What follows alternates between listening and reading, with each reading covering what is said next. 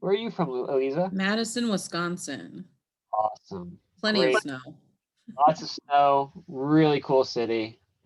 Great. And then I see Lindsay. Are you with us, Lindsay? Lindsay may have stepped away. Yes, I'm here. Sorry. It's okay. Hi, Lindsay. I'm Lindsay. I'm outside Minneapolis, Minnesota. Okay. I think we've got a pretty good geographic spread. I think Shoshana and I, you know what, actually, let's, is it okay, Shoshana, if we just kind of change it up a little bit and just keep with the introduction theme and go ahead and introduce ourselves? And then we're going to do a little bit of a personal prompt. Is that okay? Sounds perfect. Okay. Shoshana, you want to introduce yourself? Sure. So I'm Shoshana Friedman. I'm a rabbi. I'm in Boston. I'm faculty at the Hebrew College Rabbinical School, and I'm sorry, I am great. It looks like people are getting the passcode, so hopefully others will be joining, and I'll let them in. And I have a 3-year-old named Abraham. I've been a climate activist for a while and have been thinking a lot these days about what does it look like to prepare him, not from a stance necessarily of what is there that we can do to make this better, but what are the coping skills and strategies for spiritual and emotional resilience that I can be practicing for myself and then bequeathing to him. And that's the place that this session was born. Great. And I see some other folks are coming in. Great. I'll just do a brief introduction and we'll get into our prompt. I'm Eric Feld. I'm a rabbinical student at Hebrew College. I'm incredibly grateful to Rabbi Friedman for bringing me on board this really important topic, this wonderful project. Oh, great. Lots of people are coming in. A brief bit of background. I am finding myself in lots of other as an educator in a lot of different spheres right now.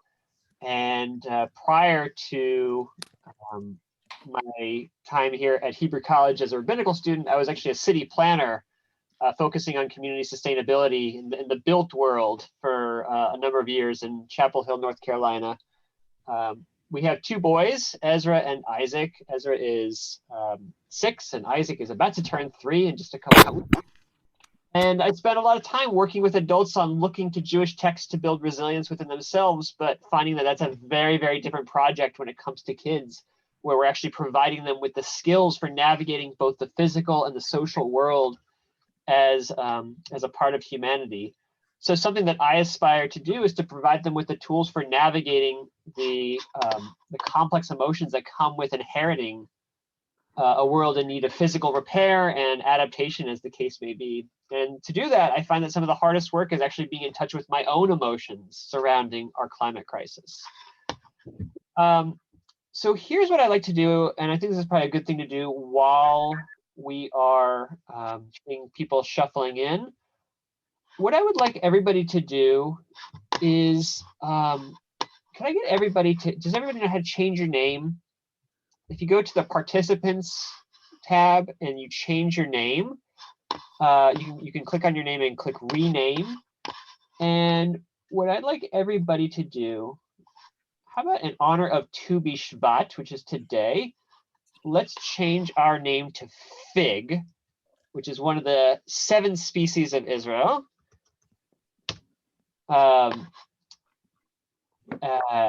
Which is commonly associated actually with, in the Kabbalistic literature, commonly associated with perseverance, which I think is a good thing for us to be thinking about in this topic.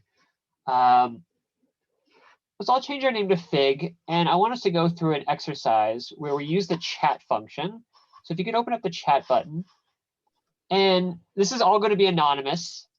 So probably best, I see a couple of creative adaptations of the word fig, but let's all try to change our name to the same thing so that things are completely anonymous. And I'd like you to answer in the chat, when I think about or experience climate change, I feel, and then fill in the blank. So I'm going to put that in the chat so you can see it again. When I think about or experience climate change, I feel blank.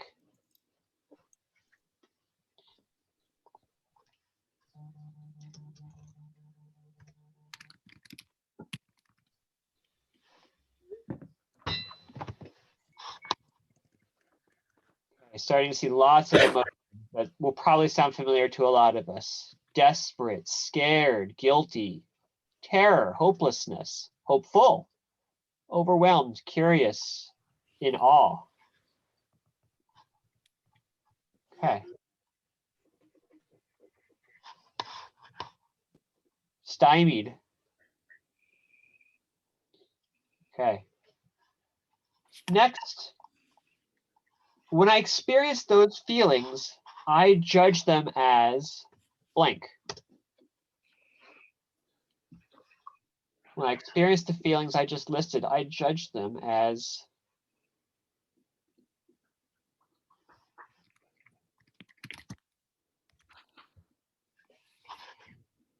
insufficient, realistic, negative, confusing, not super helpful, inhibitory. I don't judge them at all. Exhausting, appropriate. I wonder why more people aren't there with me.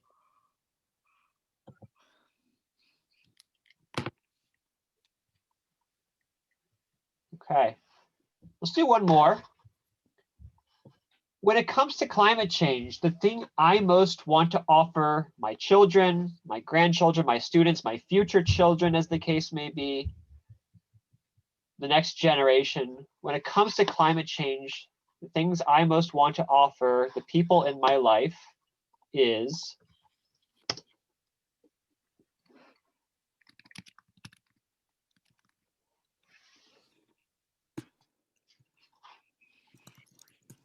future, reassurance, a sense of belonging to the world, a hopeful future, a clean path forward, knowledge, food and water, accessible green spaces, unity, profound connection with the earth, a way of participating in helping guide the world to a better place, a sense of possibility for adaptation and resilience. Humans can do it. Future, feeling that we're doing something to give a future to them, a sense that their creativity and sense of community will help them. Okay. A lot of great responses, hopefully what you're seeing through this anonymous exercise is that maybe some of the feelings that you're feeling are present in others. Maybe the things that you're hopeful for, the things that you feel despair about, the things that you're confused about, your aspirations for the future, those are things that exist in other people who we find ourselves in community with. And I think it's really important to be able to go through an exercise like this. And I'll say, as it relates back to this topic that's bringing us here today, there's an emerging field of climate psychology that's looking at the psychological effects of climate change on people of all ages, from those who are in the youngest generations all the way up to those who are in the oldest generations. I'll say as a disclaimer that Rabbi Friedman and I are not child psychologists, and we're facilitating this session not as outside experts, but as fellow parents and teachers and people living in this world, wanting to hear your thoughts on this topic and share some of our own so that we can all be in touch with our emotions together. So now feel free to change your name back to whatever you'd like. And I'm going to turn it over to Rabbi Friedman to ground us in text so that we can then go into some discussion. Thanks, Eric. You're all welcome to call me Shoshana, but I appreciate the kavod. So I'm going to share my screen, and I really appreciate everybody sticking with us. I apologize about the Zoom setting. I don't know how that changed from last night to today when I used the same account, but thank you for being here. So I found this verse in Proverbs I wanted to bring to us. Can everyone see my screen? Yeah. Proverbs is a book towards the end of the Hebrew Bible. It's in the writings that comes right after Psalms. And a lot of it has to do with teaching and talking, giving exhortations, giving instruction. So here is a piece from Mishle from Proverbs. My child, keep the mitzvot, the commandments of your father. Do not abandon your mother's teaching. Bind them around your heart always. Tie them around your throat. When you walk, it will lead you. When you lie down, it will guard you. When you are awake, and this is my translation, it will be your inner monologue. Hitasichecha is the Hebrew there. So what I wanted to bring this quote, both because it's a little bit hard to find quotes about parenting in Jewish teachings. I mean, it's not hard to make things about parenting. So much can be about parenting or grandparenting or teaching, but oops, sorry, that's not where we're going yet.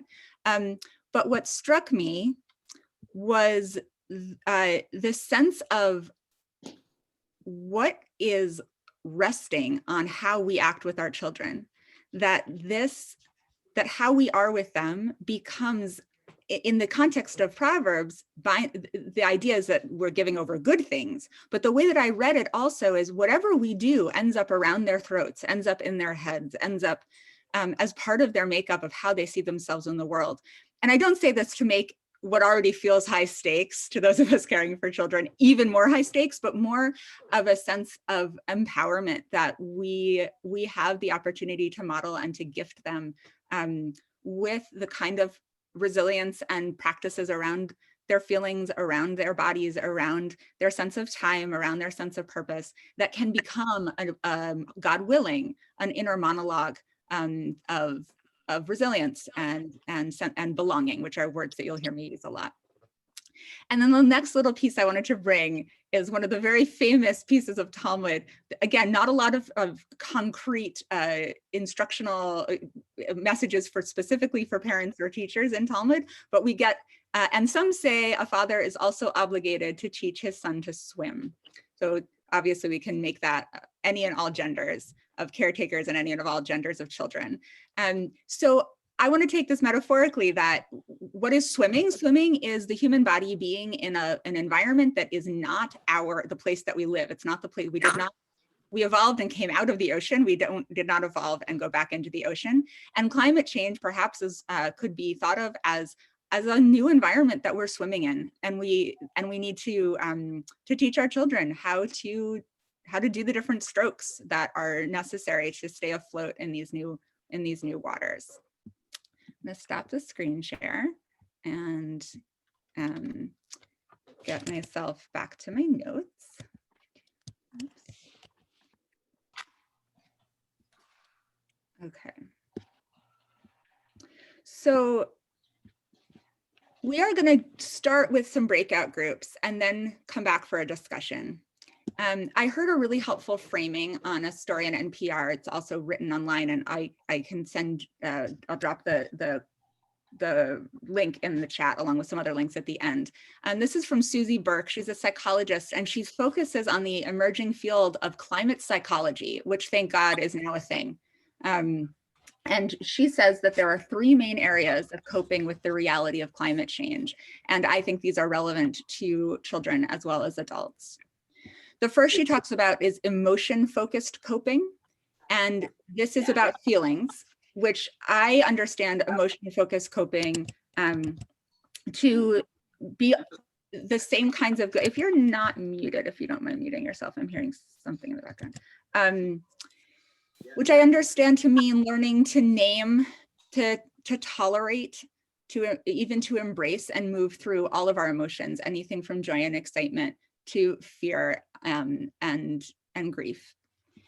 So that's number one, emotion-focused coping, and we'll put this in the chat in a moment. The second that she talks about is meaning-focused coping. And I think this is so important and not talked about enough yet. This is about thinking, how do we frame a problem so that we can continue to hope, so that we can continue to feel part of a meaningful, bigger story, instead of collapsing into cynicism or apathy or despair, which I would say are sort of the dark sides of excitement, grief, and anger. And the third that she talks about is problem-focused coping. And this is about action, what we can do to participate in solutions. And that's often where the climate movement goes. And I am the first person to talk about action. And in this section, because we're talking about really young children, we're going to be talking about a little bit more about less about the community organizing pieces and a little bit more about the emotional and meaning focused pieces that then lay the groundwork, God willing, for them not to go into paralysis as they get older, but to find themselves empowered and part of this big adventure that we're on as humans. So I'm going to put these questions in the chat. We're going to go into breakout rooms. Eric, I'm wondering, can you start to assign those while I read? Yeah. Thank you. Susie Burke. And I will, here's the link that you can open it on your browser to look at later, where I found, which I really appreciated. So in breakout groups, we are going to have about, what do we think, 10, 15 minutes, Eric? I think that's right. I'll need to be a host to do the breakout rooms. Oh, I think I made you a host. Did it work? I think it looks like I'm a co-host. You're a co-host. Make you a host. Okay, I will do that. So, all right, I'm going to do that. Can you read out these questions? Absolutely. So our two questions are two frames of questions. Consider your own relationship to climate change. Are you engaged in any of these three areas of coping? And those are the three areas that Shoshana just read out. Do you find any come more easily to you than others? Emotion meaning making action, and you can share that with your group. The other question is thinking about the children who are in your life and these three areas of coping strategies. And I'll say the children who are in your life or who may be in your life at some point. How do you envision supporting them? What support do you need to make that happen? All right, Eric, hysterically, of course, I made you host and now I couldn't do the breakout rooms. It's like a game of who's on first. So if you could just maybe do them randomly.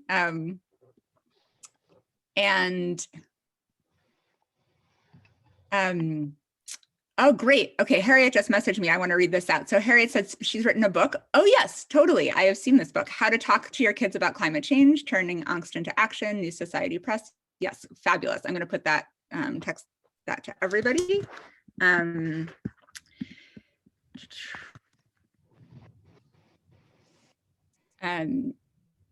Great. And as you're thinking about these, I encourage you to broaden our minds. Sometimes climate change gets put in this kind of funny back burner because it's hard to think about. But all of the best practices that I know for parenting my child in terms of letting him have his feelings and seeing if he can survive them. And I'll talk a little bit more about that later. All of that is relevant to facing any challenge, including existential ones. So as you talk about this in your group, you need not have thought about this topic much before this moment to have what to say. All right, we're good? We're good. So we'll go until, let's say, 12:45. Perfect. Okay. All right. Thank you all. It's nice to see some familiar faces. Hi, Rachel. Hi, David. All right. Just do one more thing here. Okay. And Shoshana, if you could hang back for just a second. Yep.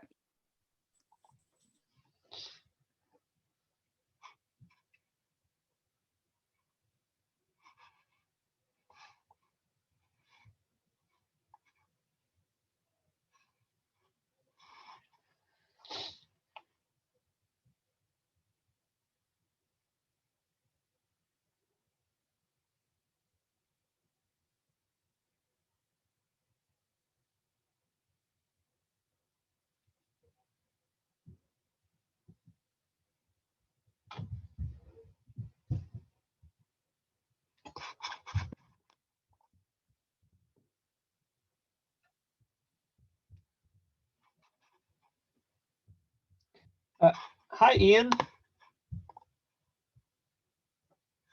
Let's see. Hi, Eric. This is Yep, Ian, we're in breakout rooms right now. I'm going to send you to a breakout room. We're just sharing some, I'm going to put the questions in the chat, but I'm going to go ahead and send you to a room, all right? That sounds great. I'm glad Yeah, I got in. There's a password required. Yeah, we've been trying to fix that. Sorry about that. No worries. Great to be here. You must be Marin, is that right? That's right. My daughter here is Wesley. Yeah. Hi, Wesley. Good to see you. Are you also iPhone? No, Or is this- we are not today. Okay. I'm not sure who iPhone is, but I'm going to send you into a room. Okay. Thank you.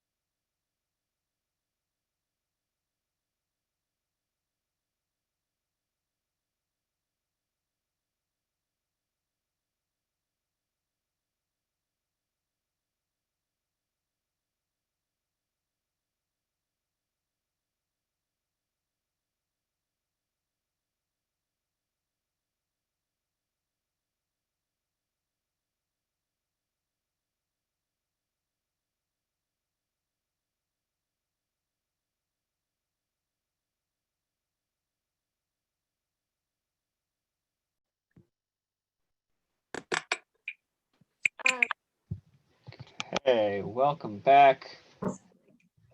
Hopefully folks had good, fruitful conversations. Actually, just wondering if there are materials or groups. So a couple people got, Oh, let me mute myself. Sorry. there we go. Okay, great.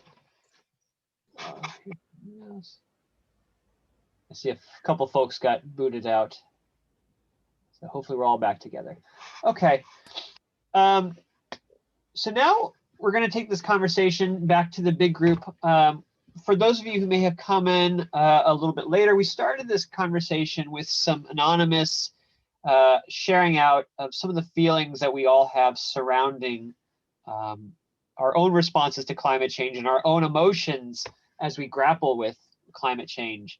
Hopefully you had a chance to encounter some of these emotions in conversation that you found yourselves in within your breakout groups. But again, the purpose of this conversation in large part is to be in touch with our own emotions and to develop strategies as a group as we think about now taking these things to the people in the younger generations that we're helping to teach to deal and to cope with climate change. So we thought it'd be helpful to share out some strategies as a big group. So let's just start with the first question. Interested to hear, as you consider your own relationship to climate change, what did you find you were doing in your own life? What do you think works well? Maybe what doesn't work well? What came out of your conversation about strategies for coping with your relationship to climate change? And let's see. I'm gonna just, does anybody feel compelled to share? If not, I'm just going to call in some folks and hopefully that won't be too much pressure, but let's see if, does anybody feel compelled to start sharing? I don't feel compelled, but I'm happy to just say one thing that I think Donna and I spoke about. I feel that I don't know enough. And so my strategy is to learn more about many aspects of climate change. So that's my strategy. And Judy, when you say you don't know enough, and then I say, Leslie, I'll see your hand, we'll get your hand in just a minute. When you say you don't know enough, what in particular do you feel that you don't know enough about? Is it the science, the emotional coping? The emotional, I feel more connected. But the one is the science, like that simple video yesterday about how blocks of carbon trap the heat. I've heard of, trapping heat. I don't really understand how factories lead to carbon leads to, so some on a simple level, I'm not a scientist. And then also I'm not aware of what groups are around doing what types of actions, like where, in what type of setting would I feel most comfortable being involved? I don't know either. So I can't do everything. None of us can. So I think the next step is to find a place where I feel comfortable making a small contribution, besides educating my grandchildren, which is one of the reasons I'm here. But so that's. I'm going to drop some resources in the chat as we go, and then I will figure out a way to get this chat out to all of you, so you don't need to worry about opening all the tabs. But I think that I really want to be sure that anyone who has that question that Judy has leaves this session with some like actual, some organizations to check out this week, because there are so many, including Jewish ones. So I'll do that. Let's get Leslie and then Donna. Rabbi Shoshana shared something in our small group about how all of the individual and even organizational actions that we can take towards addressing climate change is really more of a spiritual practice, and can be thought of as a spiritual practice even more than maybe an activist practice, because I brought up that so much of the individual actions or even small organizational actions that we can take hardly put a dent into the real issues, right? but the fact that, but it doesn't mean we shouldn't do them. Excellent. Donna, I saw your hand next. Yeah, thanks. Shoshana, I hope you'll talk about what I think you started to talk about yesterday in the session that we were in, about working through your own grief first. Could you say more about that? Yeah, absolutely. So my story is, oh boy, how often do you get to do this? It's in a book. This is a great book. It's called Rooted and Rising, Voices of Courage in a Time of Climate Crisis. I'm honored to have an essay in here, but all of them are fabulous. My story is that I was just overwhelmed with grief from a very, very young age about the ecological crisis, long before I knew the term climate change. And that ended up in that I was really paralyzed emotionally, and would just go into like freeze shutdown mode whenever anything came up around climate or the environment as I was a teen, especially going into my 20s. And I tried working secularly in NGOs, and only was able, the transformative thing was marrying my husband, who is a very embodied and emotionally in touch guy. And he's a massage therapist, and he did some work on me one day that just let this like torrent of grief out, and all of these images of the earth that I love that was in so much danger and dying and destruction. And I started to grieve it. And I've written a piece about this that I will try to get out to you guys. But what I learned was that the grief, the thing that hurts like hell is not feeling it. And actually, once I started to cry and to feel it, it hurt, but it was like a clean, good kind of pain, like stretching, or like when the dentist cleans your gums and it's like, well, that's uncomfortable, but actually it's really good when you get up there in my teeth. But not feeling it just shut me down, shut me out of a lot of joy and connection. And there is sort of no way that another person can like exactly get in there and hold our hands while we take that jump off the diving board into feeling the grief. And that will look different for everybody. But the image that comes to me is actually of cracks in my own heart, connecting to the cracks in everyone else's heart, connecting to the plastic in the ocean and the pain of that, and the warming climate and the extinction of species and all of that. And through the pain, I'm connected to all of life. Through the pain, I'm connected to all of life. That's Joanna Macy's brilliant teaching. And it's when I shut myself down because I'm afraid to feel the pain that I get paralyzed and feel actually more despair and more what it's called in some circles dirty pain. It's a kind of like stuckness of pain. And I've learned that part of doing that work has actually made me so much more calm and graceful in being present to my child when he has what we call big sads, but some people call tantrums.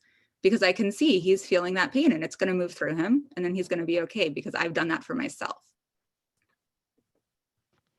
Shoshana, if I could put you on the spot for another second, I think it was Judy who brought up the spiritual practice surrounding coping.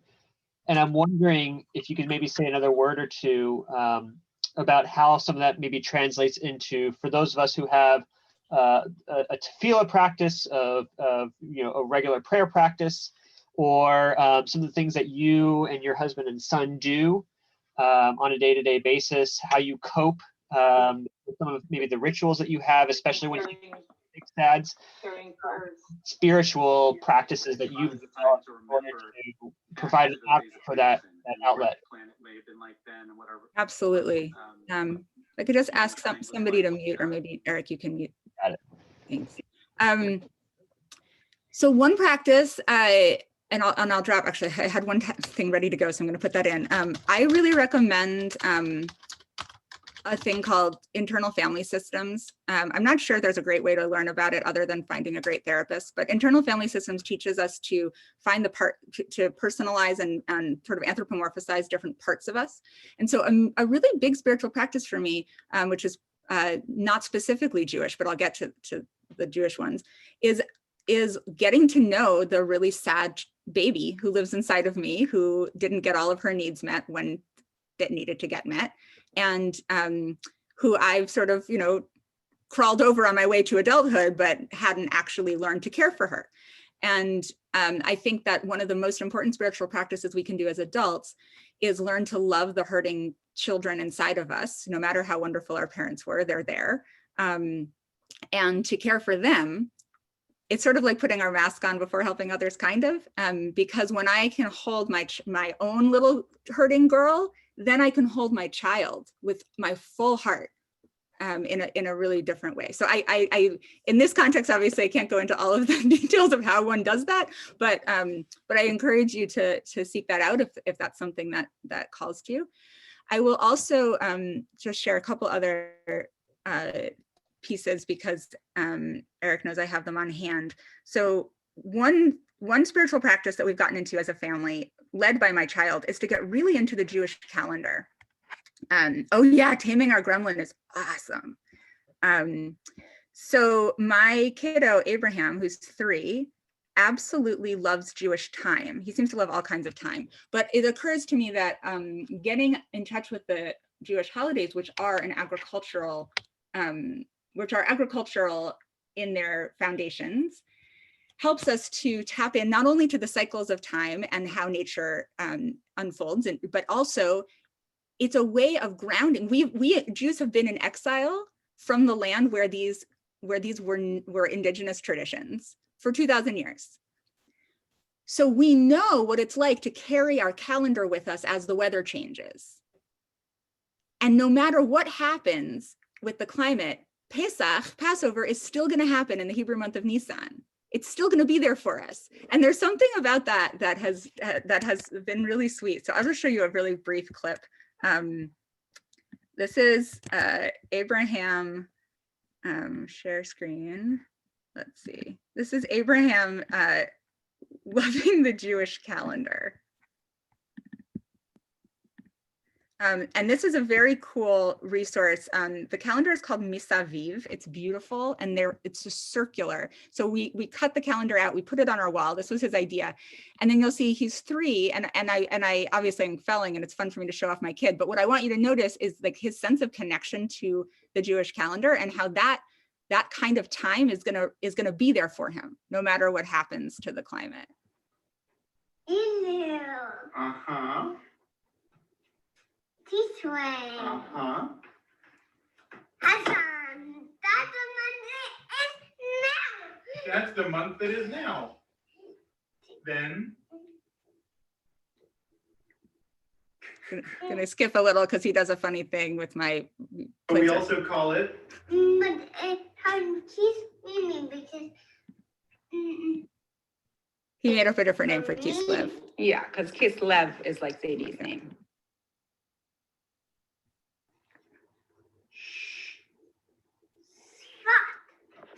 Then. Adar. That's right. Then. Nisan. That's right. Iyar. Uh-huh. Sivan. Uh-huh. So you get the picture. I will stop share.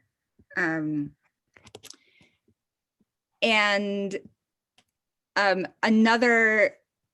Well, let me stop there. And I have one other video I'll show a little later, but I want to get some other voices in. That was easily the most adorable thing I've seen today. Yep, let's look at the next question. Just watching our time here. Thinking about the children who are in your life, the children who may be in your life in the future, and our coping strategies that we briefly touched on. How are you envisioning supporting them, and what do you need to make that happen?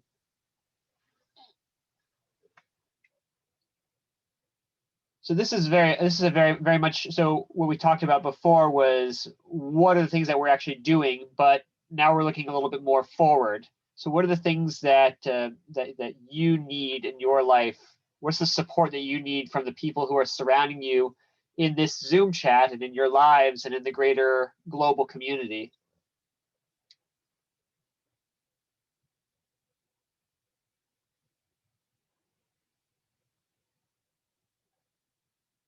Let's see. I'm going to pick on Lisa, if that's okay, because I know you. I'm curious, especially from your standpoint, you're a senior in college. So we've been talking, we've heard from a grandparent in the room. We've heard from a parent in the room of a young child. How does this strike you as somebody who is, where you are on the precipice of independent adulthood? What is the support that you feel like you need in your life? And how are you envisioning that you're going to be supporting the important people in your life moving forward? Yeah, I feel like I'm in an interesting place of, I guess, getting the opportunity to learn from people older than me and from people younger than me. I think I've worked at Eden Village Camp, environmental Jewish camp, the past few summers, and the kids there know all about climate change and want to talk about it all the time and have so many things to say. And I feel like I'm constantly learning from them. And at the same time, getting the support from the leadership structure of the camp to support the campers in learning and feeling their emotions and feeling scared. I mean, it's so easy to want younger people to not have to be scared. Let's just not talk about it because we don't want them to be scared. If anything becomes too scary, let's put it away. And especially in like camp environments, like if our kids are scared, then something's wrong, right? We're not allowed to create an environment where these kids are scared, but at the same time, we're doing them injustice if we're not letting them talk about the things they want to talk about. So we found some essence of balance, kind of rooting ourselves and just like unpacking what's scary about it and what we're actually trying to understand. It's such a big, massive thing for anyone to comprehend. And I think it can like explode in your face when you learn one fact and it turns into a million different things. And like, we're not going to have chocolate in 50 years. And then it's terrifying and you're crying. So that was a little all over the place, but I think just like sharing the scary feelings with them and trying to figure out, and this goes for me and other people I've had these conversations with too, like being afraid of something can be very paralyzing, and that doesn't mean that you shouldn't acknowledge that you feel it, but figuring out what the root of that fear is, I think can help in then being able to turn towards the meaning making and the action. Yeah, it's an interesting example you bring up because camp is this place where you're supposed to be a kid and you're supposed to enjoy your childhood and all the wonder and excitement that comes with that. And also you find yourself in a place where you're providing that type of pastoral support. Does anybody feel like they can relate to that or want to react to that or have even another example to share?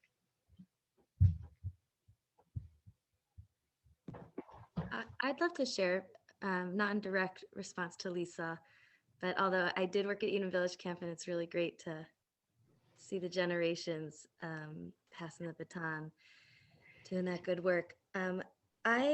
Something else I think about is on another side of preparing our children, on another side beyond the emotional. I think a lot about the emotional. I'm actually developing content for Dayenu, which is a new Jewish climate action organization working on spiritual resiliency work. So if you're curious to get involved in that work, please plug into Dayenu or get in touch with me. I'm happy to share more. But something else I think about beyond the emotional is what resiliency means in my mind is doing hard things and moving through that hard thing and knowing you can do it. And I think that we have to be preparing the next generation to be doing hard things. You know, I think the coronavirus is one example of disruption, of deep societal disruption that in some ways is this might be a crazy thing to say, but a more forgiving disruption than we might be anticipating in the future, given what we are projecting, what scientists are projecting. And so, you know, to prepare our young ones to be resilient in the face of that means letting them take on hard things and supporting them in processing those hard things, right? Like, we don't want them to have a traumatizing experience. And I once heard trauma described really beautifully as too much, too soon, too fast. right? So how do we support young ones in doing hard things without that too much, too soon, too fast? We have to ease them into it. And so I'm curious to hear, I know we don't have so much time, but I'm also wanting to have that conversation with you all and just wanted to bring that in. Eric, can I hop in with with another practice so one thing that I've started to do that oh yeah, Lindsay's question, great. I'm gonna look through this chat and try to get as much information as I can out to all of you after this session. I've started to talk to Abraham, my 3-year-old, about death and dying from when he was about 2. And I really want to lift that up as one important way that we can be preparing children. I talked to him, he called me Mama, so I called the earth Mama Earth. And we talk about, we started learning about this when our hemlock trees had the woolly adelgid blight. And so I talked about them being sick and their bodies going back to Mama Earth. And I use that language a lot with him. And he has hysterically, he has like his imaginary friends are my grandparents whom he never met, who died 10 years before he was born. And I talk about, he asks where they are. And I say, Nana and Pa's bodies are in Mama Earth. And their spirits and souls are in our hearts and all around us and are looking out for us. And so one thing that I want to offer is, to the extent that it feels in integrity to you, my theory is that, since he's only 3, I haven't tested this, is that giving over a cosmology about death and dying, where you're really comfortable with it, and where bodies return to the earth and death happens and spirits live on, which is at least the way that I go, I'm hoping will prepare him for loss that will feel less terrifying than just not talking about death. So that was one thing I wanted to talk about. And then the other piece that I would love to say, and I'm going to play you one more video. I'm really, really into this word belonging. I think that we are so separated from each other and from the earth that at least I grew up with a sense of like, the earth doesn't love me. The earth feels like humans just need to like, shake these bugs off of me. You know, people are like a blight on the earth. And I really want my child to grow up knowing that he is beloved on the earth. It's from a beautiful poem. And that there is companionship both with humans and with the more than human world. And I'm hoping that will also be part of his resilience. So I'm just going to show this one other video. This is really short. This is Abraham shaking the hand of a European larch tree in our arboretum. So you'll hear him say, we talk about the names of trees, another thing I really love, naming, and using personal pronouns for, instead of it, giving agency to the non-human world. So one example I'll give is, instead of saying we don't hit trees or don't hit trees, I like to say to Abraham, the tree doesn't like it when you pull on her branches too hard. And what that does to his sense of personhood, he's not alone in the world. Wherever he goes, there are friends and teachers in the trees or in the animals or whoever it is. So he's shaking the hand of a European larch tree. That's not European larch. There's another European larch? Yeah. I think you're probably right. And you're shaking this one's hand? Oh yeah, that is another European larch. Nice to meet you. I will shake a European larch hand. Sure, let's go do that. You want to shake the other European larch's hand?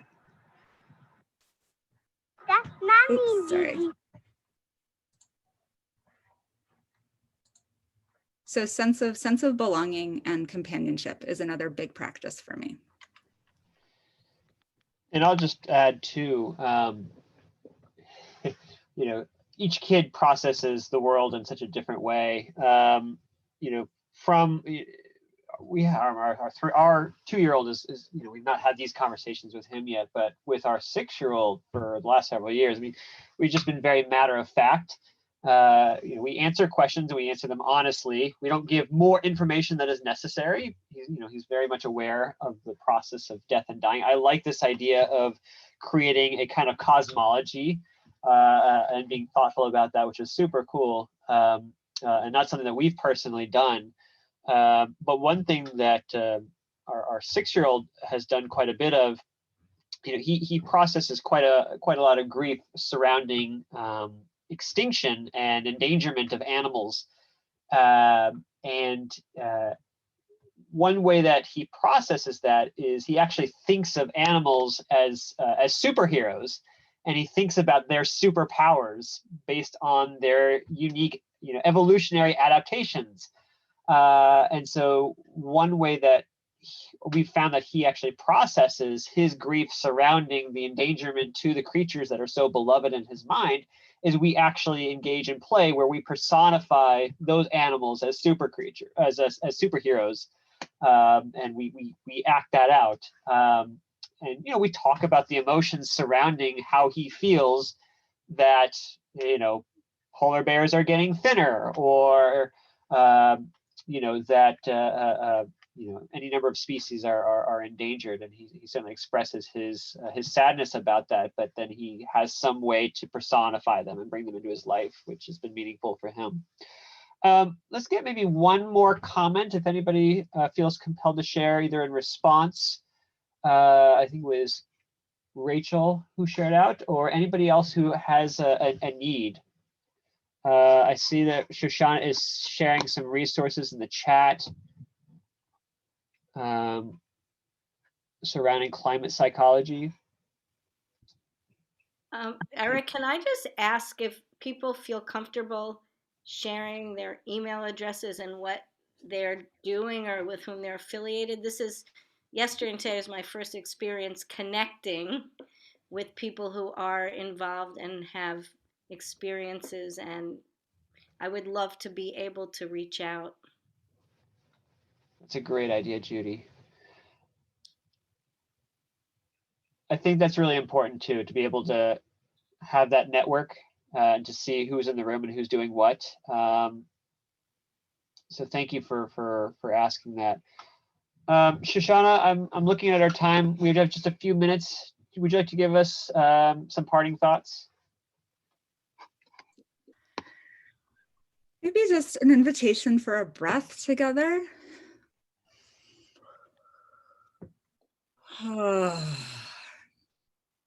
And I would invite you to call to mind a tree or a spot outside where you feel connected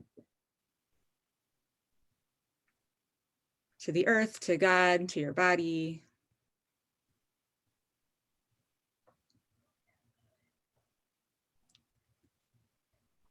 And ask that place, that tree, that memory to bless you in this journey and to support you.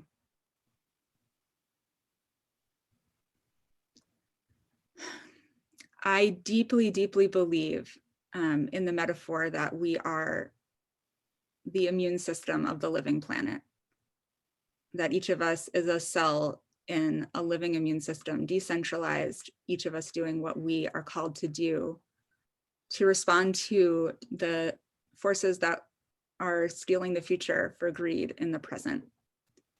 And that is some language from Paul Hawken. I'll also send out that resource. And that means we don't know if we're going to be successful in terms of,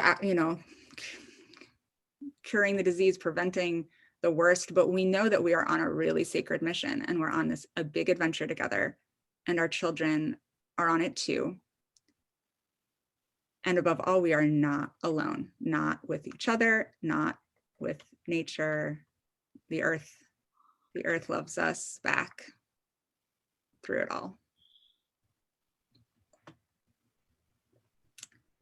Really, really thank each of you for showing up. And I want to encourage you, I'll send out the resources, encourage you to take a moment to look through them, bring Dayenu to your community, and please feel free to reach out to stay in conversation, and enjoy the rest of the festival. Thank you. Thank you. Well, thank you, Eric. Shoshana. Bye. Yom Tov, Chag Sameach. Chag Tu B'Shvat Sameach.